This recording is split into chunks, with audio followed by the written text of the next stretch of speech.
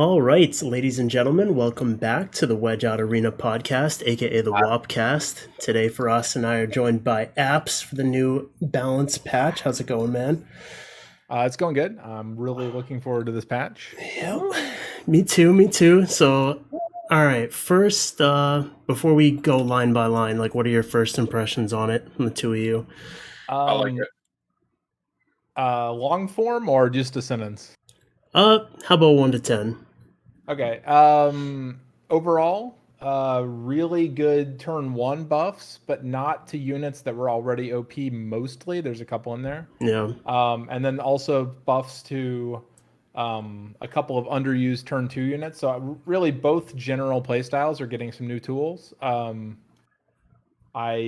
am happy that they are buffing things that reduce RNG for once, which is really nice. Agreed. That's mostly my take.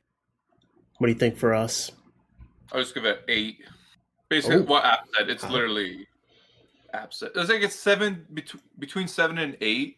I might be giving it a tiny bit more value just because there's a couple units I'm really happy to see that I know that I'm never going to pull because the chances are so low of me pulling it. So I'm just happy I own some of the ones that were buffed in this patch and it's relevant for me to use. So I'm giving it a higher value at 8. You know what? I'm sticking with 8. I'm not even going to lowball it. I like 8 for this. Yeah. I mean, my initial reaction, I mean, this is a 10 for me. I mean... Damn. Yeah, I mean, it is what it is. I'm pretty much the king of the game now. Getting a lot of messages from people like, you know, now that you're the king of Summoner's War, do you think you're going to change as a person? I mean, I don't think so. Like, will you ever catch me stepping foot in a Walmart again? Probably not. But I think overall, I'm pretty much the same person as before. People say when I pull Taeon Lang, I change so much. I'm cocky and all this stuff. It's like me getting the ring in Lord of the Rings, and I became a sour bitch. Do you think Wedget is that tier of a unit now? I mean, he's that tier of a unit, but I think I'm a humble enough guy that it won't change me that much. Okay. You know what I mean? Okay. Yeah. Wow. So everybody hold off on your questions on Discord. Like I've been seeing, you know, are you going to sign with Nike or Adidas? And it's like, give me some time before I make these decisions. Also, probably Adidas. Their shoes are more comfortable, but we'll have to see, crunch the numbers. I'm still a fan of Yeezys, I gotta be honest. Yeah, so we'll see what happens. But ultimately, same guy. Anyways, Veronica. No. Anyways, back to reality. Yeah, so, okay, balance patch. First line, on Miyuji's, Seimei and what's-her-face, Shizuka, their S2 now does not decrease the skill cooldown time when used on a dead ally. Yes. I don't know. What do you guys think about this? I mean, it's good. Question mark. I mean, it sucks that they had to nerf Seimei to hit Shizuka, but at the same time, I feel like there was way too much weird degen stuff that went on with that ability, especially when used on abilities that themselves reduce cooldowns. Like the stereotypical one, obviously, is Cassandra Oberon, both insane with that interaction due to like Cassandra literally having no cooldown on her S2 when used in that way. Yep. And then Oberon, obviously, like where you res him, refresh Shizuka's cooldowns. You basically, with relevant buffs in the game, you have permanent buffs and permanent Oberon snipes off of basically one unit. It's kind of gross. Yeah. Not to mention, like, it pairs really well with the Chimeras as well, with the Squallers. There's just, the thing is just always 100% uptime, basically. So, I know, like, and a low cooldown as well. So I think this was, like, a nice baby nerf to Shizuka. It kills a couple of the combos, but I don't think it really changes the majority of combos that people use Shizuka with. Just kills a couple like the Oberon snipe comps, really. So kills it, but lowers its effectiveness. Yeah, I was about to say, I don't think it even kills it. It just means that, like, you don't get to, like, 1v3 with just Shizuka left in the game because Oberon's dead, you know? Yeah. Like, and you keep spamming the ventilate and yada yada yada. Yeah. So I'm a little unclear on how this skill works. So after you use it, does it count as that unit getting a turn and then their cooldowns go down by 1 anyways? Like even though so you won't get a free extra turn, but you'll still, so like Chungpung's 1 turn away, you revive him, K's still 1 turn away, but then the next time you revive him he has it, right? I don't know. I don't know. Actually, I don't know if the turn cooldown gets applied before or after. Like if he dies with 1 turn left, where it wouldn't be ready on the next turn. Yeah. I think it wouldn't be ready when you revive him the first time. But if you revive him a second time, is it then? Yes, oh, okay. So his it's not really applicable like right now. So I don't really know how it works because right now you just get that cooldown reduction and then it's like, okay, you were 1 turn away, now you have it. I don't know how it works when that part's removed. Like if it counts as that unit getting a real turn or not. I don't know. Honestly, it would. Oh, your mic just cut out. Yeah, your mic died. Oh, sorry. Is it still dead? Nope, you're good. Okay. What I was saying is I may try to figure out today exactly how it works so that we can compare it after the patch. Yeah, because if your skills are just never, like if Chungpung just dies with skill 3 on cooldown and that's it, you'll never be able to revive a Chungpung with a skill 3. No, I think that was a huge mistake. Right now, every time you res, it actually cools him down by 2 turns. I think yeah, like 1 at the start and 1 at the end, right? Yes. Yeah. Okay, so you just get the 1 at the end. Yeah, if that's the case, then I think this is a good change. If that's not the case, they should have went with an S3 nerf and not this, because that's like, why do you even have the skill anymore? Your unit has to die with all the skills available. That's not good. That's a horrible condition. From using Shizuka so much myself recently, I know just every time you revive, it does keep reducing the cooldown. So even, well, I guess that kind of seemed like obvious. But it's doing it from the effect of the skill as well right now. So that's kind of what I want to see. But I think it does work the way Apze said. It's just not applicable right now because you're getting the cooldown by the skill, so you're already fine. Like, yes. But so yeah, we'll see. And I mean, I saw some people complaining about Seimei catching a stray bullet here. I don't even like Seimei's broken. Like, why do people even care if she catches a stray bullet? She's good. Not so much that it nerfs Seimei. It's just that Seimei's already like an almost like she feels like a really non-interactive kind of a unit anyway. Yep. She's just a passive with a body. Oh yeah, and she's a totem. Makes her even more of a passive with a body because now her one skill isn't even that good. Like she has a strip on S1 and then a sort of okay S2 kind of. Yep. So it's not that it really makes Seimei a lot worse. It's that it makes her like way less fun, and she already wasn't very fun. She's just a poorly designed unit, in my opinion. Like she's literally just a totem who she just sits there and has an effect, and it's like this is just kind of dumb. Like she's a force ban last pick against specific kind of comps, and that's really her existence in life. Yeah, I'm actually really surprised they didn't give Seimei at the same time of doing this. Give her something. Why don't they give her a real S1 like the rest of the Onmyujis have? That's exactly what I'm so confusing.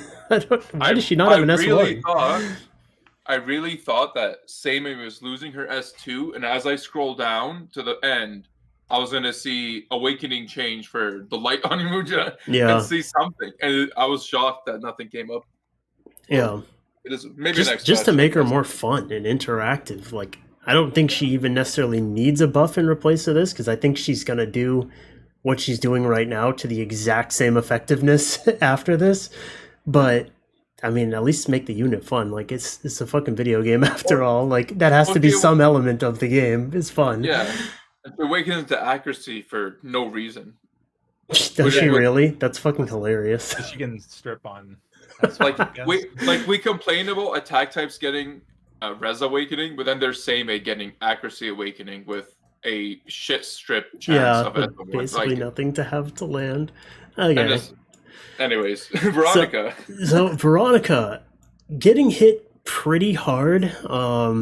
She's losing the glancing hit Glance. debuff altogether, which is fucking insane. That's like a massive part of her viability, because once you get reset by her S3, then glanced by her S2, your skills are shut off, and your S1's pretty much shut off by the glancing debuff. So that's like a large part of her like lockdown, and now that's just fucking gone. And it now does 2 to 3 hits instead of 3 to 4 hits, which I don't. Why That's silly?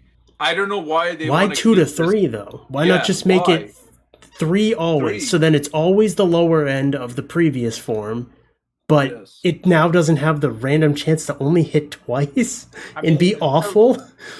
I mean, so the argument for 3 to 4, like, I mean, this is going to be a really like pedantic kind of a thing, is like, you know, if they decided, hey, we want to balance this where it's, you know, at 2.5 effectiveness or 3.5 hits, essentially, like we want our damage to be at some number, then it makes sense that it's like random. But like, I don't know, like I'm not sure that they're so fine tuned that they care about that. So yeah, I just feel like, especially with like even like Oki's nerf back in the day, it's like instead of lowering the entire range and making the top end of your skill now the low end of the previous skill, why not just make it always do what the low end of the previous skill did? And then it's like then you base. I just don't. It's just weird. It's just a strange design choice.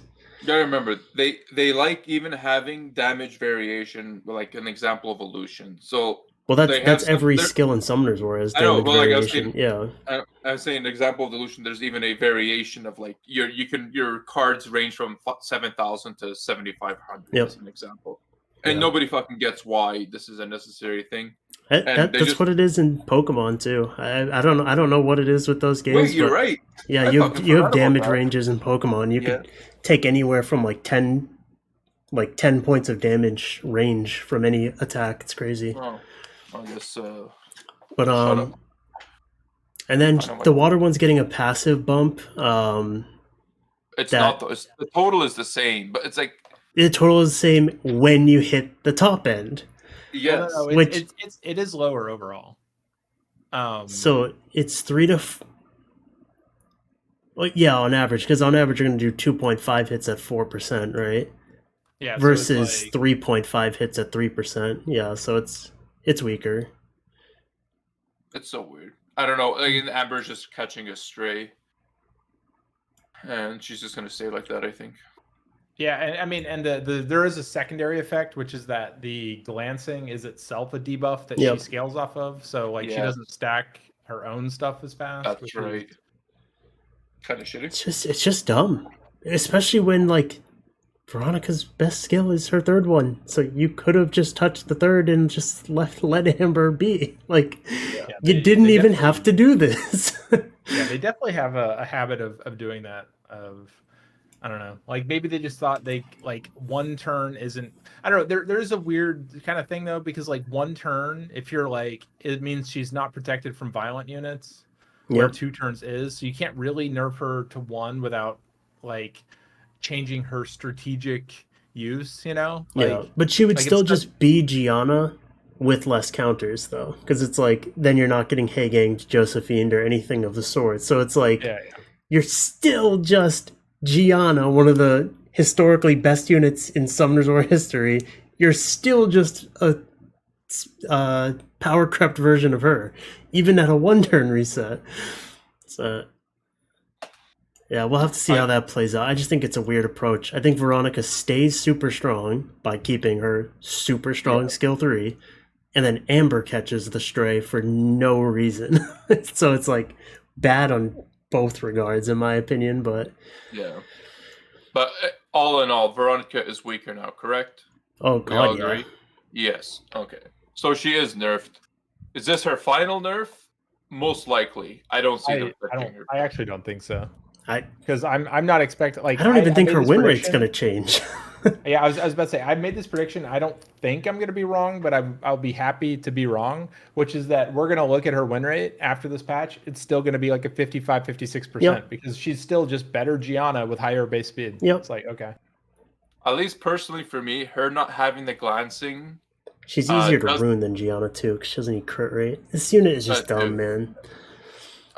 All that is, I think she's going to be easier for me. I'll actually leave her in now and not feel her as a force fan because the glancing is gone. Personally, I'll see how that plays out in reality.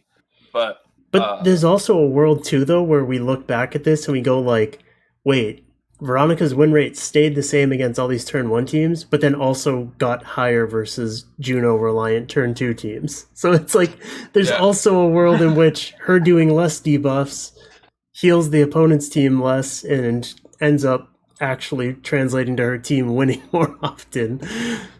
Funny how that. We'll just have to see how it goes, I guess, but strange. Occult Girl Light now does a 2-turn defense buff on her skill 3, but also now does a attack speed buff for 2 turns. 120 base speed. So this is this is one of the units that has a secondary knock-on effect. Not only gets stronger because of greater additionals and such and better tuning, also better into Robos and Veronica. Yep. And as a high base speed unit that will almost always go in front of Veronica is kind of a big deal. Also, now much safer into Moore because Moore can't despair on follow-up strips, and you're giving more buffs, so he's not going to be hitting your will on the first or your immunity on his first hit. Like this is actually way bigger of a buff than you would think. And the part that I was thinking about too is that like if you were using this girl on Swift, like when you put up the speed buff, you're pretty much gonna go up like 5 or 6 speed ticks, and she has a super good S2. So you're gonna get to that S2 like substantially faster by speed buffing yourself. And then, like, if she had a shitty S2, it doesn't matter as much. But she actually has a powerful S2 that she's now going to lap the opponent into to drop down on people. And the S2 does a slow, and the S3 does a speed buff.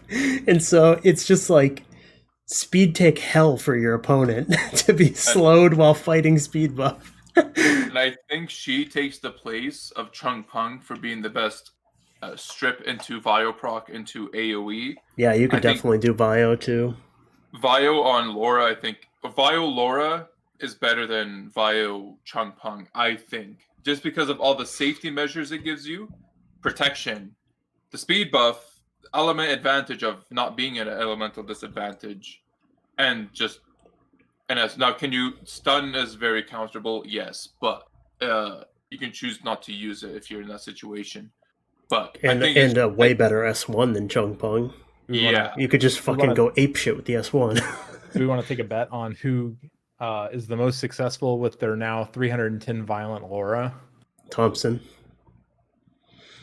Disgusting.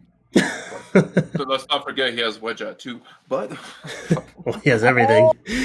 Oh, he has everything. But yeah, I mean, he's gonna love this unit, especially like Thompson's the type of guy too who uses like a Swift second Light Monkey and stuff. So like if he wants to do like a Swift Laura that has a Swift Light Monkey right behind it, it's like you are just in perma CC hell if you get Light Monkey pushback slowed while the opponent's team has speed buff from their stripper who set the Light Monkey up. It's like, oh my god. Yep, just leave the game, come back. You are never moving. Come back and pre-ban his monkey. That way by pre-banning Thompson's monkey, you pre-ban 2 monkeys. 2 units, holy. 2 sets are gone. It's insane. Such a high value pre-ban against Thompson. Yeah. Anyways, Laura's nuts. She's probably the best unit. I'll say she's the best, and then Zig will say something else. The best, say, whatever. You better not be saying she's the best on this patch. All right. Next up, Druid Dark. Yes, he now has Hagang's passive built in instead of I don't know, Josephine's or something. However you want to look at it. But this is insane. I mean, if you told me pick one of Firas's LDs that you think there's 0% chance it ends up on this balance patch, this is the one I would have picked. Because I would have said Tian Lang for nerfs, and I would have said all your other ones for buffs before I got to this guy. Yeah. So how the fuck did he get on here with a buff? I don't fucking know. And I was really like, I woke up at 6:30 in the morning. I get DMs like, oh, patch is out. I scroll and I see Druid Dark, and I'm like, what the fuck? I see its thing. I'm like, what? Did they nerf him? I couldn't fucking comprehend it. I go for a piss. I drink my coffee. I read it again. I'm like, oh shit. Yeah. I'm good against everything now. It's just better in every way because he already has the self-cleanse, so it doesn't... Exactly. He's got it all. That self-cleanse is still not gone. So if he is under stun, though, the self-cleanse only applies if he's under CC. Well, any kind of CC, right? Yeah. An ability. That's still there according to the text here. So he's a pretty nutty unit now. And still at 20 bar for some reason, not 15. I don't think... Yeah, 20 is a lot, man. 20 is such a huge fucking boost. Think of fucking Volantis. I said this was too much. Well, Volantis should be down to 15s as well, but yeah, it's a crazy buff for him. I don't know if this is going to change my runes for him. I think it should, but we'll see. We'll see. Your idea is pretty garbage. It's not. It's not. Okay, because Giga Chad patter or rune it like a rat patter.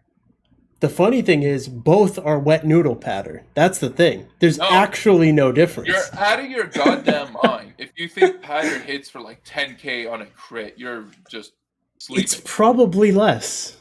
No. On a defense break, sure, you'll deal decent damage, but that's pretty. Any unit can do that on crit rate. No. Why? If that's your logic, why don't you apply that same logic to Carnal? Why do you insist that Carnal be 15 crit rate? If your logic is on a defense break, he's going to slam. Because on a defense break, Carnal's going to fucking slam. One of them is a mass multi-hitter, though. Like Carnal exactly. But if the plan is that you've got these defense breaks all over the place that the patter's capitalizing on, the Carnal's going to go even crazier. Carnal needs accuracy as well as every other stat, right? Mainly the accuracy portion. I can't have him on crit rate and accuracy and then have the shittiest HP and defense. Patter only needs HP, defense, speed, and crit rate. Oh. Yes, crit rate. It fucking hits. I think if all you're going to be using him against is the teams where like you're letting them strip you first and then you get that part of the passive, I think you just get into dog form after you do your cut and you just chill in dog form. you just send out heals and you have 100 res so that you're not getting like tortured by like fire monkeys and bullshit like that with low accuracy. And you just let him heal and take turns and whatever, and then you just get out of dog form the turn before it we'll test S3's back up.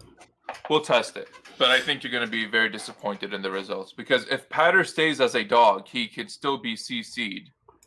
He doesn't cleanse. Right, but the CC doesn't block anything. The CC only blocks your damage, but if you're not on crit rate, you don't have any damage, so it doesn't matter. You're not losing anything. If you take a stunned turn on Patter in dog form, you still heal your team. It's the same thing.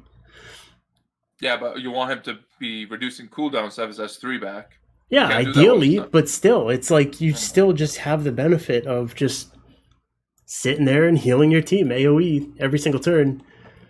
I'll try it out. I won't just arrogantly say I'm not gonna try it. I'll actually give it a shot and see if support Patter is a thing.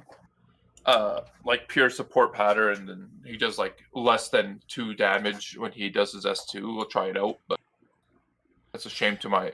Well, I can't.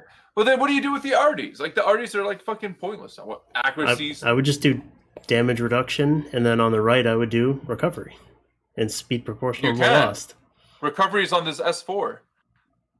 It's on his S4. Yeah, that's so funny. Yeah, that's fucking stupid. So then, you'd have to do accuracy. It's the only other stat you could benefit from. That's fucking stupid.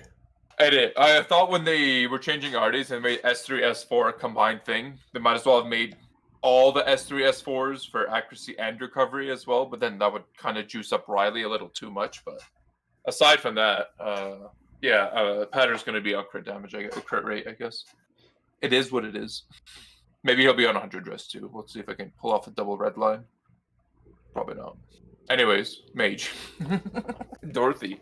Well, do you have any thoughts on Pater apps before we move Not really. I feel like he's gonna be kind of annoying, but Yep. I gotta build plans to deal with him now. Yep. I still think Robos are gonna dunk on him quite a bit. I mean, a well-crafted Ezio team, which is the new Robo, by the way, we'll get to him later, is going to do okay. Yep. Yeah, he slightly outboosts the Pater too. That's good. So Mage Light. Can anyone bring up her skills? How much of her damage does she destroy their HP by? I'll bring it up. Yeah, I'll find it. I meant to look at this before we started, but then I just forgot, and now that I'm seeing the line, I'm remembering it. Destroys HP of all monsters by 15%. And then Of- attacks. Of her damage? No, she destroys straight up 15% of all enemies' HP. Is what it was. Creates a giant energy by destroying the HP of all monsters on the battlefield, excluding yourself by 15% each. Afterward, attacks all enemies to inflict great damage in proportion to the destroyed hit points. Wait, and then what? This buff is after destroying the HP, attacks all enemies additionally destroy their HP by 50% of the damage done. So she does a guaranteed 15% of their health, and then does however much damage she does, and destroys 50% more of that damage. So she's gonna probably be like a 30%, 35% AE destroy on the enemy, is my guess. Orgnine Cleave is ready to go. I don't know why I'm having a hard time understanding. So, okay, everybody's HP is destroyed by 15 baseline. You do a nuke, and then you do a second hit for half the damage of your nuke. So it says effect added. So I don't know. Like, honestly, we're gonna need to see how this is worded. This sounds like a replacement of that second attack. Right, because this has the same. I just got so confused because this has the same wording as what you just read. So I'm like, so does it again? If you take this, if you take this as worded right now with the effect added, then she actually attacks twice. And 15 but destroyed right off the bat too. Is that I personally think this effect added is actually replacing the nuke portion of her ability by a different nuke portion that also destroys hit points again. Like, I don't think she nukes twice. I don't think she attacks all enemies additionally to destroy their HP by 50%. So okay. I think she absorbs. She destroys 15% of everybody's HP, then nukes based on that amount, and then destroys 50% of that. Of that, okay. That's what I think it's going to be. So okay, is the added part just the to destroy their HP by 50% of the damage dealt? I think that's what it actually is. These fucking morons, by the way it bro. says Why did they now, this should have been an effect, like a skill change, the as is to be thing. Yeah, because they rewrote the whole skill on here. So you can't just say effect added, but rewrite the whole skill. I mean, we might be surprised. What if it does just have a second that whole thing where she attacks him to inflict great damage, and then destroying the HP, attacks all enemies again. Oh my god, that would be sick. Nothing is surviving that. Her damage is already super crazy. Just watch her. She's just gonna be like the Knights of the Round character. It's like her ability is going to take like forever because it's going to be 3 like separate animations. It's like the apocalypse, the destroy apocalypse of Dorothy. That's literally a great movie title. It'd be like Epic 7 just literally goes into a fucking cutscene, and then you're just like, well, this will end sometime. If the first unit to get a cutscene would be Dorothy because she has like a three hit insane animation, I'd be down to watch it every single time. And I would wish to pull a Dorothy ASAP. Yeah, so I'm going to hold off on my opinions on that until I see what it does, because I just don't fucking know. I know right now she already does super duper high damage, so if however this turns out coming into the game is even more damage and destroying more HP, I don't see how it could be a bad thing. I mean, remember, destroy goes through immunity. So even if she just gets an attack buff, let's say for example, Future Water Ezio come in here, she gets an attack buff, just puts out the S3, regardless if you have immunity or not. That's a lot of fucking destroy. It's going to be tough to come back from. And like Destroy does some cool things in RTA. It really fucks up Abellio because he's like his passive will change with the Destroy, where it's like now you have to be below 40% HP of your new HP number. It's not like it's weird. It can fuck some people up. But yeah, then we've got the cookies. So Light Cookie is just trading out a defense stacking passive for an actual defense buff, which to me is a nerf. I don't see how that. For one, it's less defense, so that's not great. So this isn't necessarily a nerf; it's a change. The reason why is because the increases your defense by 10% is off of her base defense. So she's only going to. When does she get it? Huh? When does she get these stacks? I don't even know how this fucking unit works. Takes a turn, I thought. Oh, okay. So then that's an awful pass. So whenever you attack, you get 10%. So you have to hit 10 times. Okay, so then this is better. That if attack 10 times to get your. In addition, at the end of all of that, if you don't have an actual defense buffer to like bring with her, because she doesn't buff her own defense, like the actual buff, like. Just having a defense buff is greater than a fully stacked 10x of that. Yeah. So like if she's her own defense buffer and no one else, then this is better at all times. Yeah. And it's pretty cool for like a triple revenge thing too. I'm assuming this happens before her damage goes through. Hopefully. I would assume it's after, personally. Increase your defense. They usually say, like, don't they usually literally put the word after? Like, after you attack an enemy? Like, isn't that, like, actually how they normally... We'll just have to see. I don't know. I never know with this shit. I personally think this is technically a buff, because it's better when she's she's being in self-sufficient mode, like she's her own buffer. Yep. And obviously, it's worse if you're bringing a defense buff for her, but she's never been used for any content, so that's actually just theoretical. Yeah. Wind Cookie, her passive now removes one harmful effect from the ally with the lowest HP condition, and then same thing as it did before. It gives it like a 15% shield or something like that. Yeah, 15% of her max hit point. Yeah. So, I mean, another Raccoony, which I think is what everybody was looking for, right? Like, no one's sick of the rat, right? So, might as well just add a second one, I guess. Yeah, so now you can... Slower, I thought, and in addition, it's now an extra defensive rat, but also she does a little bit of passive damage due to... Because she retains her damage based on shielding. So you can technically, if they don't bring sustain and you just draft a degen sustain comp, you can technically win. You'll just whittle them away. Yeah. I mean, it's, as I said, and considering that she cleanses now, and with the next buff we're about to talk about together, I can't remember if I don't know if I still have one of these left or not, this Wind Cookie, because I pulled 6 of them. It's the only one it's the only cookie Nat 5 I pulled from all the Cookie Run Kingdom scrolls, but it was back when you could feed non-dupes, and I was just burning through her like it was nothing. So I don't even remember if I have one or not. I might have like the pudding version, but I'll have to see. So yeah, Fire 1 next. Better heal, 40% now, which is actually a really fucking strong heal for an AoE. And attack bar decreasing effects, now from 40% to 50%. So you just straight up take half. Yeah, and that's that pretty nuts. That 40% HP recovery is a multiplier, not a actual heal, though. So what's this one based on?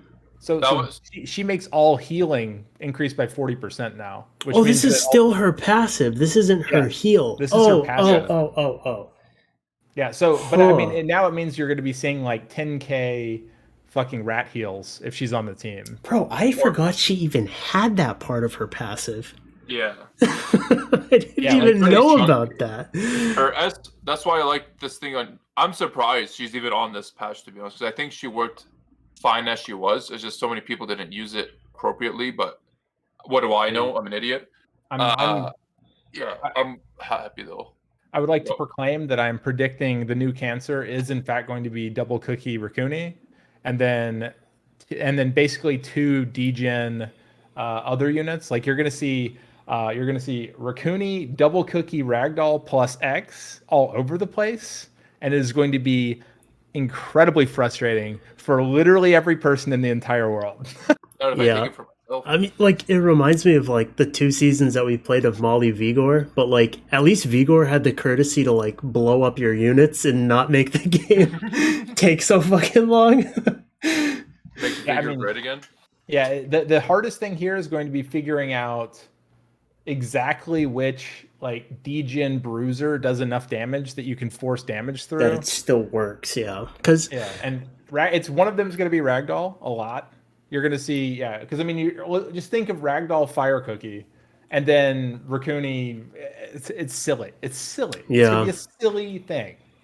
Yeah, because I did a complete 180 on this unit. Like, from the previous patch, for us and I were both like, it's the end of the world. Like, this unit kills turn 1. And like, what? Go ahead. End of more CP, all right? Right, which was turn 1 and still is to this day. But hasn't changed. Like, I've done a complete 180 on this type of unit though, where like you don't get to control the value that she provides. Like, when I fight this unit, like I typically have been playing more CP with like a lot of like really heavy damage dealers, and like people pick this thing against me, and I'm like, okay, well, guess what? This game, my Chung Pung's the defense breaker instead of the pushbacker. Sorry, now you lose a bunch of units to my Teor and my Daphnis and my shit like that. And it's like, you can pick it versus Chung Pung, but you can't force your opponent to click Chung Pung's S3. Like, they control when and how and where you get the value out of your own passive, which is, it's a tough sell. Like, yeah, I think of these 2 buffs, I think the Wind Cookie is actually stronger. Just the fact that you now have a second Raccoony. Yep. But making this thing stronger, I mean, it's just, there's like pushback cleaves are going to be have a lot of issues for anyone who's like basically prepared to fight them. Yep. I do think that the Wind one may die out a little bit just because of base speed. Will make it a lot more difficult for people to utilize in comparison to Raccoony. Like, you're trading off 96 base is for the... Yeah, they're 96. Yeah.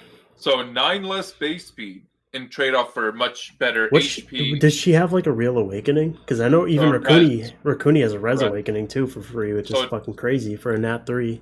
So does she. She has a res awakening. That's good, at least. But so I think that 9 base speed is actually going to deter a lot of people. Okay. But maybe, I guess you wouldn't use her, like the S2 is different, right? So you wouldn't use it in the same situation where like some people like running a plus 180 Raccoony for... like I use Raccoony a lot, but like I use it to fuel my offense while simultaneously not giving the opponent Raccoony. Like, that's kind of why I use it. You can't do the same thing with this thing. It's way less versatile. And she doesn't have the S2 that cleanses, right? It's just the S2 does an AoE shield and AoE heal, which is okay. But it doesn't even provide immunity. So as cool as this cleanse is, did it take something away or it's an addition? I don't remember. No, just a cleanse. Yeah, without, like, imagine a Riley that didn't do immunity. Like, that's kind of what I'm thinking about when I look at this. Yeah, but they provide a consistent source of buffs for like powering Miles and stuff too. Like, and then Raccoony also buffs up Miles. Like, I think Miles might be the correct choice for that sort of like degen comp. Is going to be like Miles, Rag, the trio against CC cleave types. Yeah, I think it's to be seen with this thing. Like, providing a shield is cool, and then always healing is kind of cool, but. Yeah. Not having immunity or a proper cleanse, just the one. Does that cleanse everything or just one? One debuff. One debuff. I'm not buying it. Worse than Raccoon, right? Raccoon's 2, I think. Yeah, Raccoon is 2. I think this thing's falling off super quick. Okay, Light Ivor. The better Jaeger now strips when she attacks. And her S1 is a defense break, so strip defense break, multi-hit. And her second hit is a pushback stun or absorb stun. I don't remember. I think it was an absorb. Yeah, so strip, absorb stun on a unit that cannot be controlled, gains bar after every single thing moves, and now has S1 strip defense. Like, the water Eivor is literally kept viable solely because her passive gives her strip and her S1 is a defense break. It's like the only reason that you can actually use her and you can legitimately use her is because of strip defense break. And now this unit has a 2 and just is uncontrollable at the same time. Yeah, this one is going to be some menace. Yeah. There's at least it doesn't steal. There's so many combos with this unit in like the water Ezio too, who like, because she will bar boost herself off of your water Ezio moving. So you can line up water Ezio to boost something else, give her attack buff, but also give her attack bar by her own passive to then just launch a nuke into something that the thing that water Ezio originally boosted can set her up for. Like, holy shit, it's so cool. I want this unit. It's gonna be nutty. Like, I haven't fought one ever. So. Can you imagine this with like Nephthys water Ezio? So you have like water Ezio, AoE strip, boost Nephthys. Nephthys drops all the debuffs. This girl who took water Ezio's attack buff then gets double attack bar triggers from her passive and then just gets to crack something. So the only issue there is that sequencing water Ezio I think is a little bit more complicated than that, because assuming because you almost by definition have to have a second strip after water Ezio. Yeah, like a robo or something. You want it to be something that's like still has value. Sequencing a Nephthys like into that while also like basically the only way you ever get to do that is if you have like such a hard force ban that like they give you that combo. Yep. Like I think it's gonna be a little harder. I mean, if you ever get to pull that off, it's gonna be awesome. But like just the way everything works is you have to have basically a strip pushback, like either a Chiwu or a Robo or something. I was actually thinking more along the lines of you use a stripper that's faster than him, like a Triton or something. So like, whatever your second stripper is, you just put it in front of your water Ezio. Because I don't know, I can't wait to try water Ezio, but like I view him a little bit better as like a despair unit than a swift unit, kind of partially because of like what you're saying, where like it just kind of makes the team weird, because it's like if the unit that he's boosting consistently is not pretty much literally a robo, it doesn't work, because then the unit that gets the attack buff and doesn't get any bar, they're not going to go. So I don't know. So I kind of like the idea of your second stripper being something that's in front of the water Ezio as opposed to the next up. We're still supposed to be talking about the light ivory here, right? Yeah. We were just sidetracked the water Ezio a little early. I'm like confused. I'm like, did I just like pass out for like 5 minutes and you guys started talking about water Ezio? But no. Well, I just think it's a good combo with the light Ivor, because she'll get bar even though water Ezio won't give her bar. Yeah. Which is sick, because you can then actually make 2 units move, like bang bang, instead of just 1, which is all water Ezio is going to do. Yeah. How far is the water Ezio even on this list? He's in Awakenings. He's not even close to this. Oh, so, right. Yeah. Anyways. So all right, we can keep it moving though. So, the 57th Van Cleef buff, or change, I guess. Yeah. Now his 5th hit replaces the beneficial effect with decreased defense effect for 1 turn if the enemy has beneficial effect.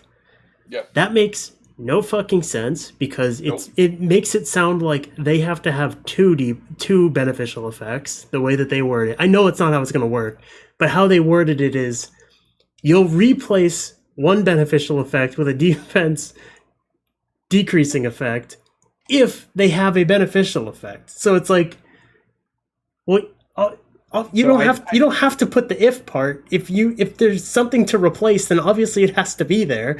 Like, yes. It's just such stupid wording and redundant wording. Is it all buffs though? No, it's one. So the thing is I think you don't get the armor break the unit you targeted. You don't. You don't. It's the other three on the AoE. And people are like, was it? I don't know if it was Obabo or ACOG, but someone's like, this is like way better than Eludia now. Like, no, it's not. It's gonna hit way less. Yeah. And it like doesn't Eludia. Base speed. Didn't they get rid of the condition from Eludia? Like Eludia doesn't even have to strip anymore. Like they can be off will and you still get defense broken.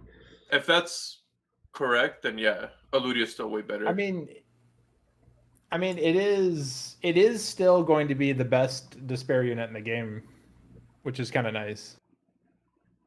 But aside from that, I don't know. Maybe it's a little bit better. No, I don't know. Things with 2 AoEs are definitely a better despair unit than this. No. What I'm saying is it's the only unit in the game that despairs for a 2-turn despair. It does, but when you only have one skill that's an AoE, on average you stun 1 of the 4. Like it's not. It's cool. Well, but it's 1 out of 4 on average. Similarly to all that, though, is that this is still like the strip on this unit is not. You're not supposed to.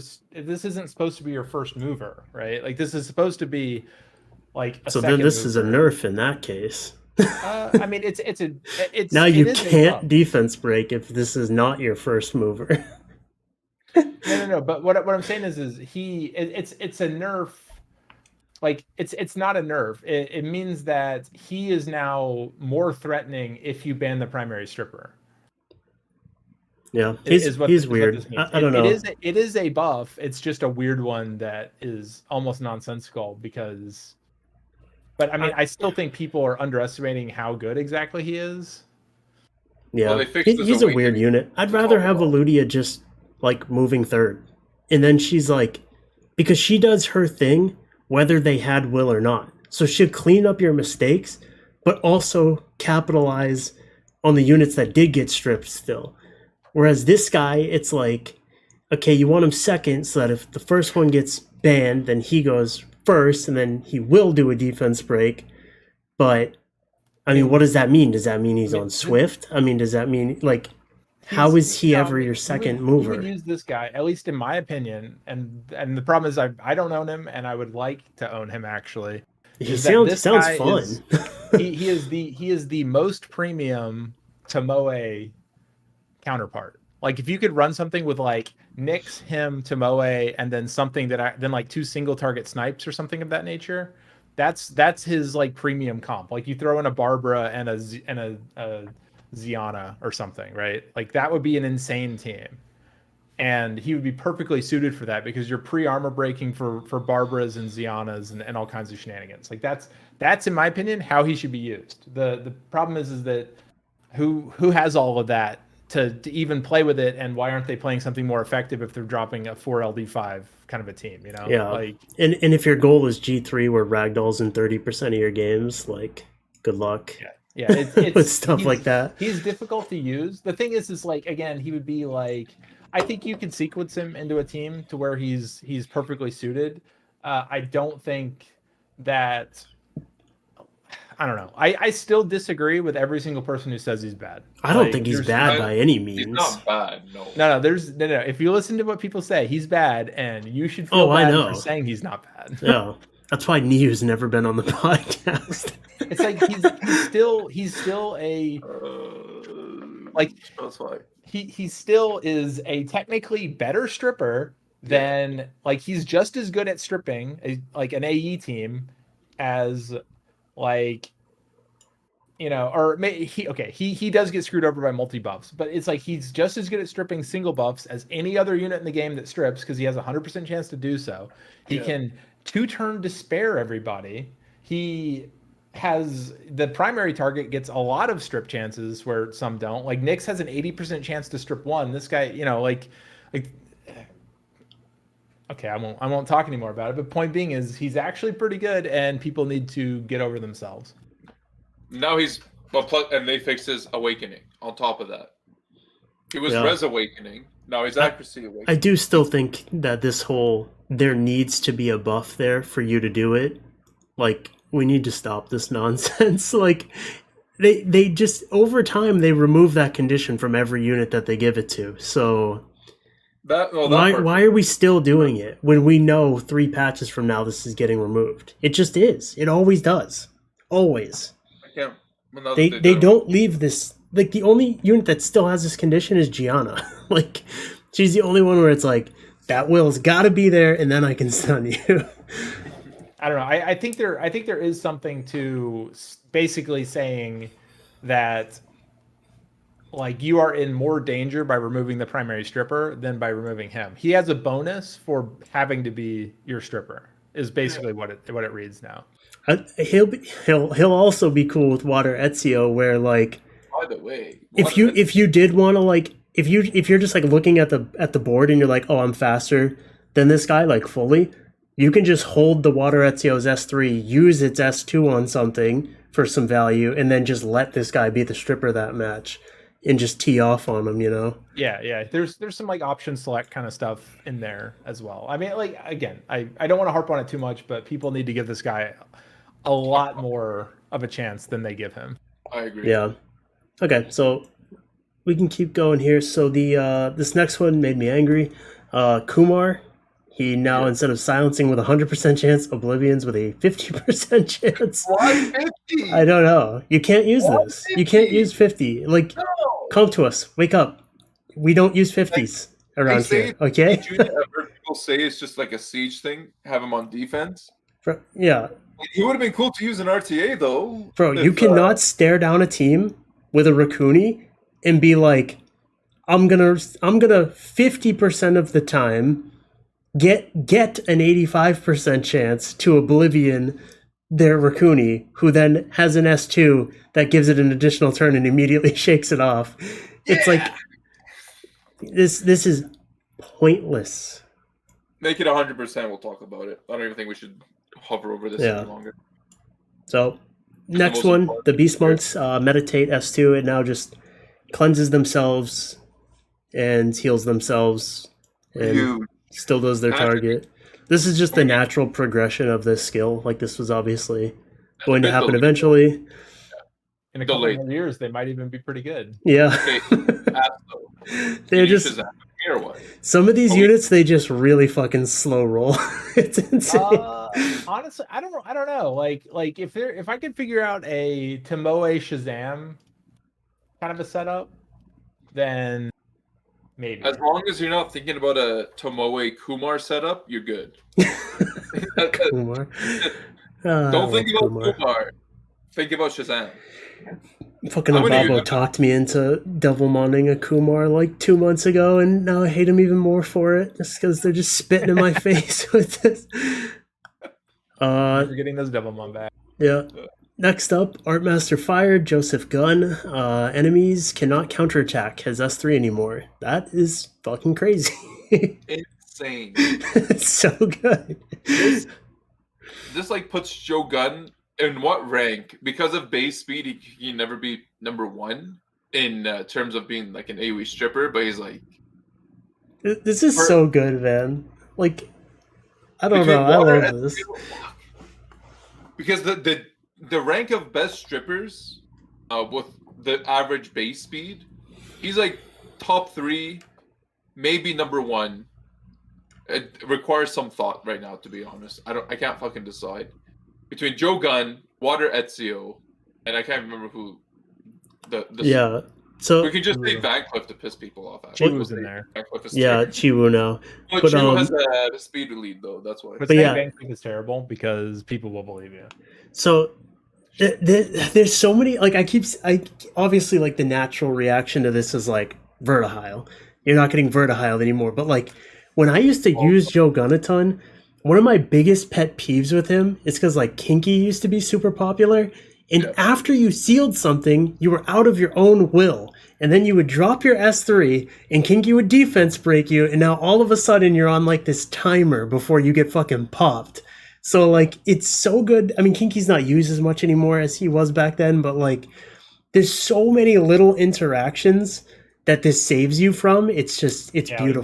Juno disruption. Like there's all kinds of there's so many interactions. Like, dude, like if on that first turn when you're getting your attack buff up, the Douglas fucking happens to get a revenge on you, and then he attack breaks you. So now the next turn when you want to poke the Douglas, your attack broken, even though your attack buff. It's like there's just so much shit. I love this. I love this change. Oh, the list of shit that kind of he stops now is Averd, Juno, Kinky, Volantis. Anyone else notable? Josephine, if you're on Despair. Josephine. He may not stop Josephine actually. No, he won't take the counterattack. Josephine isn't really a counterattack, right? It's an attack based on like the Despair chant. Isn't her passive description counterattacks the enemy? I'll read it, but I feel like Josephine will actually still work because her trigger isn't based on her getting attacked. It's based on something getting stunned. Like it may stop it, and I'm just wrong, but I feel like there is. And then there is also too the other part of Josephine where she literally gives herself counterattack buff, which you won't take as well, which is cool. But I thought it would stop the passive as well. Oh no, actually, it nerfed my Shazam. Actually, Josephine does say counterattack in that ability, so it may stop that actually. So Jogun, big W in my opinion. Huge. Next up for the annual line that no one fucking asked for, Water Monkey King for the 10,000th time is getting a buff. His skill 3 now has a 15% chance to stun in 8. What does it hit? 5. 5 times? Pretty sure it's 5. Let me see. I mean, either way, this unit's so good. Like you could have told me it was a 5% chance to stun, and I'd still be like, why? 6 times. 6 times. Because that was a random buff that they did too, where they were just like, this used to attack 5 times. This now attacks 6 times. Like he was actually on a balance patch where it went from 5 to 6. So 6 times 15. What's the probability math on that, including res? I don't know, and I don't even care because it's I'm mathing it 1 second. It's like, dude, you could tell me it's 5% at the end, which obviously it's not, but you could tell me it's 5% chance at the end of all the math, and I'd still be like, cool, he was already great, and now that's even better. Even if it's 5% better, great. He's already good. Huge W. So if he's max AC, max AC, which he should be now, people. Take notes. It's a 56% chance to stun. 56? That's so good. It's so good. So all he has to do is crit and strip, and then he has a 56% chance to stun. And then he gives himself protection after using that bonkers ass skill. We can skip the next line, which is Zyros. AoE damage dealer does more damage now. Cool, whatever. Wow. It is sick, but it's also kind of like okay. Yeah. Hold on. Is it RTA can it be used in RTA? If you can Zyros cleave somebody, yeah. Zyros. So no. So technically, hold on. Technically, oh my god, like it's gonna be a 4-hour podcast talking about Zyros. I'm just saying, like, assuming you're running a team that's like Water Ezio, knockback, killer. Like he's just as, if you're planning on trying to cleave somebody, he does cleave people pretty fucking hard. Yeah, and he already did, and now he just does it better. It's like that Grogan buff they gave me. It's like, oh, I do more damage now. Wow. Instead of one-shotting things, I 1.5 shot things. Great. Like, next up is Julianne.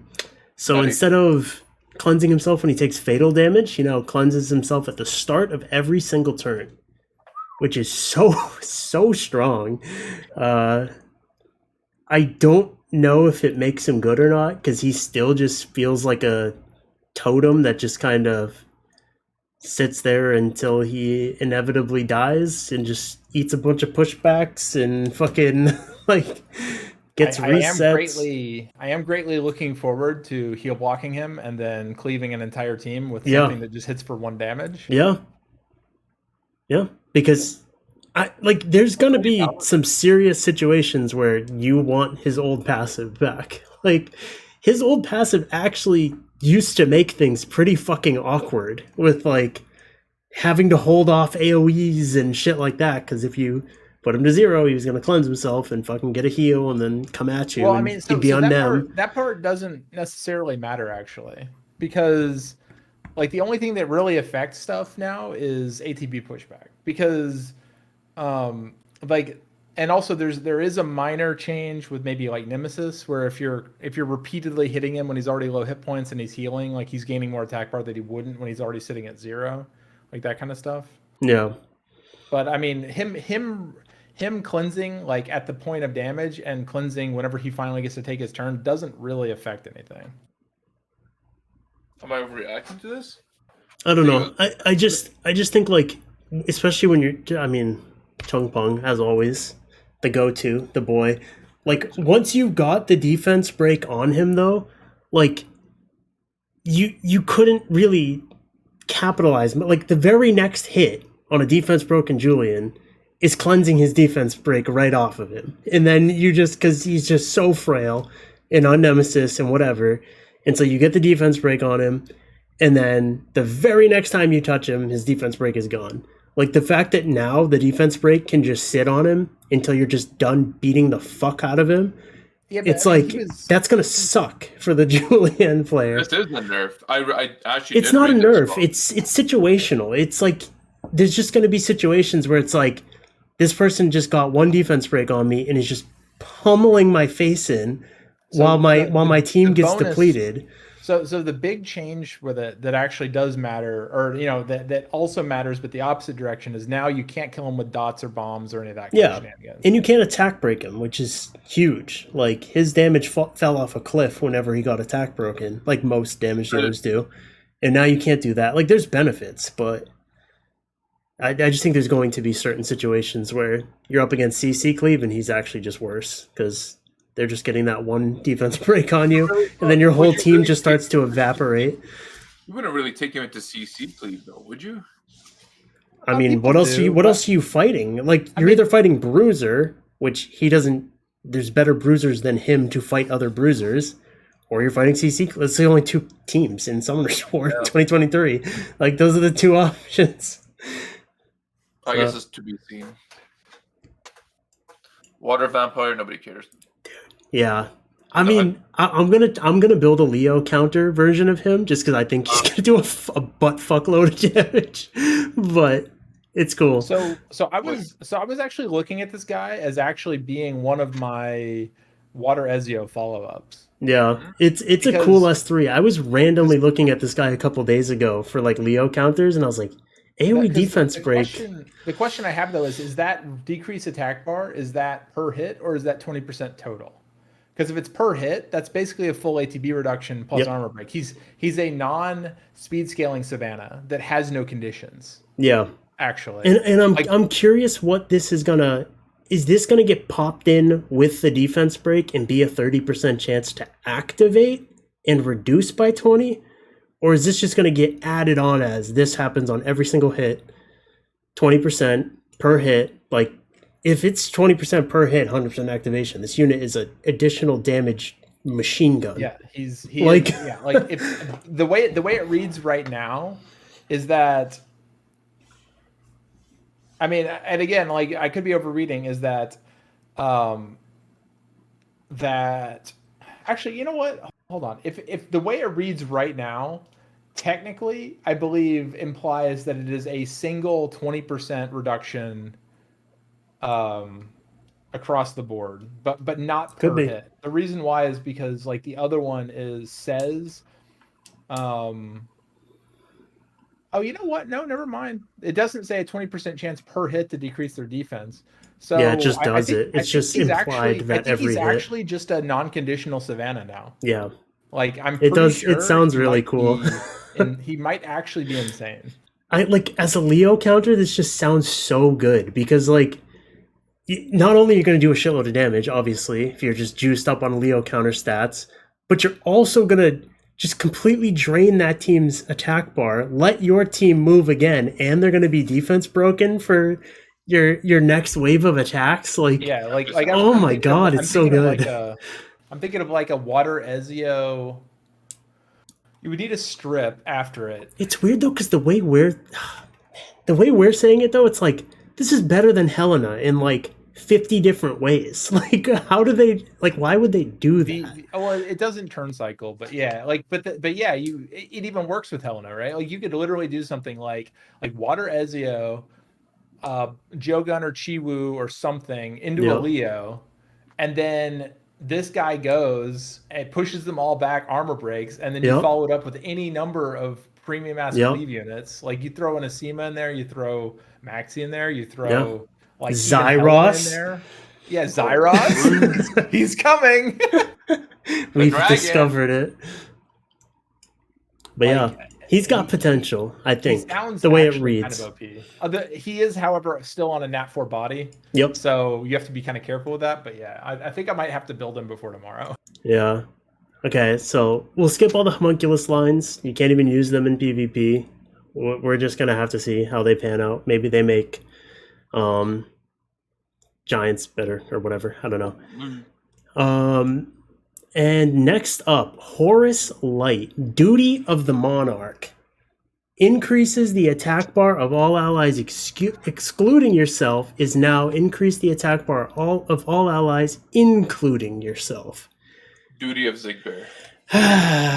Yes, boys. It has happened. It has happened, finally. This is Return of the King 3.0 2023. We have talked about this exact buff.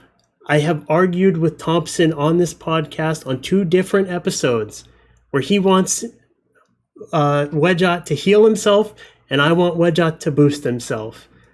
Well, this settles it. I have more pull with Comtuos than Thompson does, obviously. The difference that this makes is astra-fucking-nomical. Like, it's the difference of him being just like an unfunctional unit who for 3 straight seasons had the worst win rate in all of Summoner's War. All units, every element, every star, everything. The lowest win rate for 3 straight seasons to actually being like a functional unit who does what he's supposed to do. Top 10. Yes. Bias. Easily. Like, just, and I'm gonna do a video specifically on, like, I actually, as soon as I got home from work, I started working on a spreadsheet for all the different like tick thresholds for that you can do with Wedgeot now that you know you're gonna get 30 bar, everyone else is gonna get 30 bar, and then you're gonna do it again the next turn. Like, what I was explaining before the podcast started, like, if you have him with Vertihile on the same team, you at 285 speed, after speed lead, after towers, after everything, your total speed is 285 on each unit. You become a 7-tick unit, which for comparison, to get to a 21 tick, which is a third as fast as a 7-tick unit, you have to be 319 speed. So if you're up against a team where every single unit is 319 speed and you are just 285 on everything, minimum, you move 3-1 for their team. Every single unit on your team will move 3 times for every single 1 time that their units move. And that's assuming you don't do any pushbacks to them. You don't do any other forms of gaining bar like robos absorbing and shit like that. That is just organic. You're going from 0 attack bar, 100 attack bar. You're going to do that 3 times in the time that they do it once, which is just fucking insane. And it's only possible because of this change. So, Is he a top 10 unit to you, Apze, as well? Yeah, probably. I mean, like, I already really liked him as effectively like the defensive nuker Wolyang, but like this kind of shenanigans. Plus, we're also about to get like to a bulldozer and shit. Like, just in time. There's gonna be some. There's probably going to be some. The return of defense cleaving. The return of defense comps. Well, the thing is, though, it's like this changes nothing about a cleave. Like, yes, like a cleave is a cleave. They're either dead or they're not dead. It's insurance that you don't pay for, that you wish you had in the first place, and it's there to protect you when things don't always go 100% as planned. Yeah, but like, can you just imagine though if Vertihile had 102 base speed with a speed lead and didn't have to be 100 crit? Like, that's what Wedgeot is now, of just constant cycling. Because with Wedgeot as he's currently set up, you immediately lose your momentum. You're at 100 bar, you get the rest of your team to 100 bar, and then your whole team's at 0. That's completely useless, because now the next time Wedgeot moves, nothing else on your team needs any bar. There's no bar to be given. So it's like you get one turn of value out of current Wedgeot, whereas now going forward, the value just compounds and you just pick up more and more momentum over your opponent as you just keep rolling, just keep spinning. I'm actually scared of it. Use the second mover Veligul, get him up to like 70% bar, like, right, and immunity, and defense scaling. Like, I mean, that was already a combo, but now it's like getting a little bit silly. Actually. It's so good. And like a lot of the units that synergize with Wedgeot, like Fang and stuff too, like they help the cause of like maintaining buffs, because Wedgeot doesn't have 100% uptime on buffs. Yeah, he just needs to have some kind of buff up so that he keeps moving. And just give a chat something to imagine if they're not understanding this. Just imagine what, a Swift Verd needs a speed lead. So, example, more Verd, and they would just be pushing you back and always getting more. You feel like you never move, You feel like you never move. No matter what, the only thing you can do is take Antares. And this is also what's going to happen with Wedgeot now. You can only take why Antares. I have defense buff to protect me from the Fire Lich. And anti-crit. But the thing is, now he's an all-in-one unit. Wedgeot is the speed lead and the Verd. The only thing he says 10% less bar as that trade-off. Yeah, so now you can bring... So now you can bring Wedgeot. You can bring a more consistent stripper than more. You can bring I mean, there's so many ways to pivot out of him. If you literally just think of him as the best Swift Verd, then that's all you need to know. Like, Swift Verd was already insane, and now you just have the better one. This is a massive buff. I'm so happy. That is super long overdue, and I am scared shitless to fight it. Not in a way like this is the best LD5 in the game, but when I see it, I'm going to scratch my balls in pain, thinking, how the fuck am I supposed to do anything? Yeah, somehow in pain. That's my description of that. But we need to speed this up because I need to So Chiwu, he now does a glancing debuff on his S3. And I believe that is that glancing debuff appears to be a follow-up non-conditional, so he will apply that to water units most likely without having to not glance them. BS. That's some BS. But side note is the bar change. Well, no, this is going to you can, if you glance on a water unit, you're not applying this. I think you can actually see the only way that they let you do that is if it's attached to a different condition. Like, that's why he can push you back. Not necessarily. I think this is going to be a second animation. I think it's going to do the first part and absorb their attack bar, and then it's literally he's going to then go like snap his fingers or something, and you're going to see like the glancing pop up. I think it's going to be basically 2 hits. That second part, I think, is going to be a non-conditional glancing. This is worded just like Chung Peng, where his debuffs happen in different sequencing, but they're all on the same hit. Like, you can't land... Like, Chung Peng's glancing debuff happens separate from his defense break and his strip, which is why glancing can happen after strip, but defense break can't. And it's all on the same hit. You can't apply glancing debuff with Chung Peng's... if Chung Peng glances on a fire unit. It's the exact same thing. I think Zig is right. Just because there's a period... because I know we all know. If you guys don't know, Chiwu, when he does his absorb, half of his absorb is unglanceable. Because it's attached to his strip. Which by the way got removed. So he no longer has the special non-glancing absorb, which is a little. Oh wait, is that part of this? Huh? Yeah, because so that additionally absorbs based on the beneficial effect removed. That is no longer in there. So now he can in fact glance his absorb. So water units are more protected from his pushback. Well, I didn't even notice they changed the wording of the beginning part. So maybe Apze is right if they converted that to now. I mean, we don't know for sure, I guess, until. No, I know for sure. This is not applying on a glanced hit. This part. So he can no longer be. That's right. They fixed that part, which is crazy. Like that was like one of his most beneficial. Yeah. So he is actually weird. Worse. He is actually worse in some ways than he was previously. I didn't even realize they changed the first sentence on this. I don't know. I got to rethink about Chiwu because I was super excited at first, but that's a little strange. I mean, the main difference is that he's better on follow-up turns whenever they don't have buffs. He's worse into water units. Yeah. Interesting. I got to reevaluate how I feel about this guy. But I mean, either way, the glancing debuff, that's super fucking strong. I mean, there's a reason why they just removed it from Veronica. It's because it's fucking good. Most of the units that the glancing is relevant against are fire. Water. Yeah. Always. Chimera Water, the buff, another buff no one asked for. Decrease the attack bar of enemies, including the selected enemy target, by 100%. I mean, like, part of me is like, they're doing this for dragons like Abyss 12 because that's actually a wicked good change for Dragons Abyss 12, but that is an RTA change that no one asked for. Taor is already really fucking solid. There's about 500 units that should be ahead of him on the list of to be buffed. So interesting.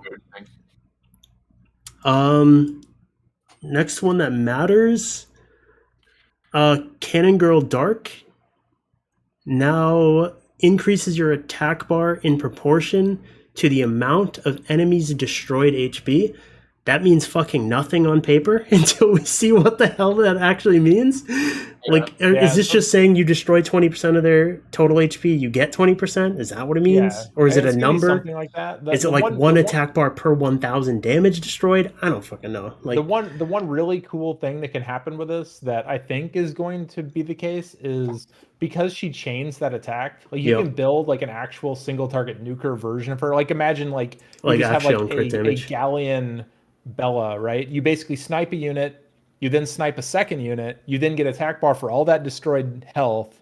She immediately gets to go again, snipes a third unit. She's basically like that changes into sniping the fourth unit. You just chain attack like everything based on one unit moving. Like if it works like that, it's going to be really cool and fun. Although obviously impractical to pull off an RTA, so it might just be like an AO kind of a thing or like a Guild War thing. But in either case, it'll be fun to play with. So, So, the next lines are completely irrelevant. It's mostly PvE stuff, and a water 9-tail fox actually got she's like a mini Tiana now with 102 base speed, which is kind of cool, I guess. So the one thing that is good there is that Helena got rebuffed to being actually somewhat good, because now. Because before, once she didn't cycle anymore, once there weren't 4 of them, because she only ever gained 100 attack bar, 25 for each one. So that 15%. No, they fixed that last time. She gains it 100% divided by the number of enemies, right? Yeah, so even with 2 targets, she took 50 from them, right? No. Yeah. But they completely changed how she works in the last patch. So now her current thing is she gets 25% attack bar with each hit. And she decreases their where is that? She gets 50% unconditionally and 50% conditionally, right? No, that's how she used to be. It's now 2 effects. She reduces their attack bar by 25%, and she now gains 25% attack bar for each crit. So she only gets 100 attack bar if there's 4 of them. And so she relied on her pushback to balance it out. So she got nerfed whenever they did that change in that last like minute. I didn't even notice that. Whenever they did that ATB change with Reloaded, they basically. Oh, it was part of that. Okay, because I was like, I could have sworn they fixed that like forever ago. So Helena was very dead for like that last like month or so. Now, like say you kill one, you're gonna get 45% attack bar unconditionally, just based on the fact that they have a debuff, which is actually like pretty good. So you're still capped at, like, if there's 2 enemies left, you're just capped at 80 bar, I guess. Yeah, that's correct. But I mean, she's still pushing them back by 25. So even 2 enemies, that's true. Yeah, if you push them back, should cycle on them. Yeah, so it's okay. So the Awakenings. Dark Striker got fixed, as we mentioned. Wind Harpy is on here. And Water Ezio is now a Speed Awakening, which I think we've already done enough of the Water Ezio discussion. We've been talking about him this whole time with all the other buffs. So if you were wondering why we were talking about that, that's why. He's now 113 base speed. Yes, very relevant. Yep. And this is like something we spoke about before on WAP, is like, all these strippers are basically pointless because of the amount of high base speed units. So there's only 2 answers. Either they're going to nerf the high base speed, or everyone else is going to become high base speed. I mean, eventually we're just going to get to the point where, like, 110 is no longer a high base speed unit. Like, yeah. I mean, that's the only outcome if this is going to happen this frequently. Yeah, well, it's like... This was another one of those implicit nerfs I was talking about to Veronica, which is that the more high base speed initiators you add, the more threats she has in her domain, and the more likely she doesn't actually win speed anymore. Yep. And then the Madeline cookies. Apparently they think the light and dark one are just super strong. They only buffed water, fire, and wind. Like, okay. And the wind one is getting a global 19 lead. Siege players apparently are like fucking pissed about this. I guess this makes like building a defense like fucking impossible, because now this guy's just the end all be all of just like cleaving your face off, because he's just the speed lead, the booster, the attack buffer, and the crit buffer. So now it's like the offense's and you can rune quality goes way down because you only need 70 crit rate. And you can reuse your fastest swift set on every single offense. So because he's a fucking 4-star that everyone's got a million of and doesn't need skill ups. No joke. The moment this like patch, I'm reading it, I close out. I'm looking at chat. I saw one guy 6-star 3 of these. Yep. Back like right away, and it was like, why? I don't even do siege, and I'm about to go 6-star 1 for every single one of my dark string masters that I have, and then I'm just gonna use it for casual cleaving. Yeah, and all you need is 70 crit rate. Has the speed lead, right? Yeah, I guess she doesn't do the attack buffing. Wait, hold on. I mean, like, honestly, it doesn't change anything for using Dark Puppeteer. It's just like an impetus for me to even think about it and realize that it was busted as hell. Yeah. And I already used this guy on Siege offense too with Battle Angels. He was wicked good with those guys, because when you can actually just go 70 crit rate, you can actually get them the attack power they need to nuke, and he's also crazy with Bethany as well, because he gives her 2 buffs instead of 1. Yeah. She has 120 base speed. Now only needs 70 crit rate. Now he gives her a speed lead on top of 120 base speed. It's like, yeah, good luck making defenses. I mean, this makes no difference in RTA. You cannot use this fucking guy. Obabo's saying you can. Don't listen to the propaganda. Okay, Obabo. You cannot build a fucking cleave on 70 crit rate and just hope that he makes it through every time. That's not a thing. 15 bar is also awful. If I put my best set on an Escher, who also gives speed buff, my follow-ups have to be 300 stat sheet speed. Like, if I want to tune a Lucian to my best set on an Escher, the Lucian on his stat sheet needs to say plus 197. This guy gives the same bar as Escher and no speed lead. Good fucking luck, man. You can't use this. No, doesn't the speed lead mean you only have to 19 less? What do you mean? He goes up by 19 too. How does that? What do you mean? No. Wait, what are you talking about? Escher. You telling me? I'm saying with to only give 15 bar, which is what Escher gives. That's why I use Escher as the comparison. Yeah. If you put this guy on like a 340 set, the Lucian that he is boosting has to be in the 300s on the stat sheet. That So Lucian is stat going sheet, to suck. Including or excluding speed lead? On the stat sheet, like just your runes have to say plus 197. Okay, but for that tuning, okay, hold on. This is what am I trying to say? What are you trying to say? Hold on. I don't know this shit with cleaving. The 19 speed that he gives you through leader, was that even accounted for at all? That doesn't matter. It makes no difference. I'm already calculating it with like sometimes I have Pisama lead, sometimes I have Shimate lead. Like there's other speed leaders. It makes one way or another. If his stat sheet's over 340, your Lucian's over 300, and that Lucian is going to suck. It's a little bit easier in RTA versus it's slightly easier in RTA versus AO though, but it's still like ridiculously bad. Yeah. The one thing that I could see him maybe working as is he is a speed leader and he has a boost, so maybe you could do like a Nem trap type of thing. So it's like he could be your second speed lead, but he's also a Nem trap, and if he cuts, if you do get outsped, then you get to boost an attack buff and try to clap your opponent or whatever, but that's super niche. I mean, you could try it, but I'd rather not. Okay. Is that everything? That is everything. So except for PvE stuff, but nobody cares about PvE. So thank you guys for watching. Thank you, Apze, for joining us. Much appreciated as always. And we'll see you guys next week. Peace out. Bye. Yep.